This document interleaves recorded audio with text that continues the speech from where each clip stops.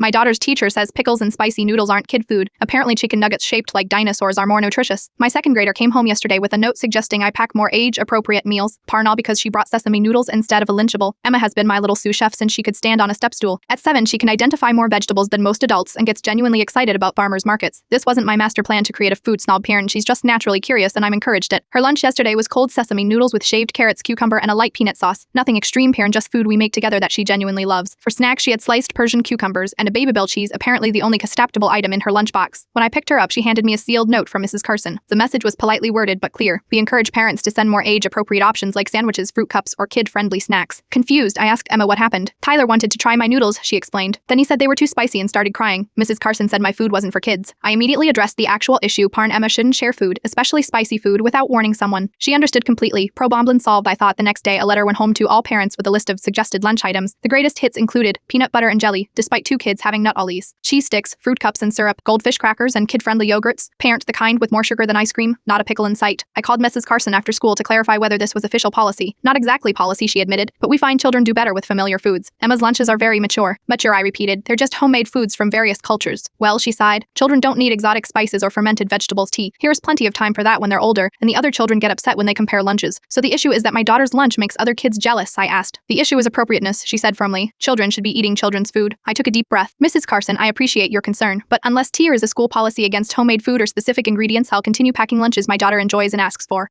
She's not bringing foie gras perte, she's bringing noodles and vegetables. The conversation ended abruptly with her suggesting I was being difficult. That night, I asked Emma directly if her lunches were causing problems. No, she said, eyes wide. Sophia wants to trade for my pickles, but I don't want her chudas. Does anyone tease you about your food? She looked genuinely confused. Why would they? Oh, except Lucas said my pezzy smelled like farts. She giggled, but then he tried it and said it was awesome. This morning I packed Emma's lunch as usual, left a war chicken with rice, cucumber slices, and a small container of mango lassi. Then I added a note for Mrs. Carson. She chose the menu, measured the spices, and is excited to eat it. If TIER is a specific health or safety concern, please let me know. SI size, Bona Profit. Some people think childhood requires bland, processed food marketed with cartoon characters. I believe it's the perfect time to develop a curious palate and healthy relationship with real food parana, especially when your 7-year-old is begging for more Brussels sprouts.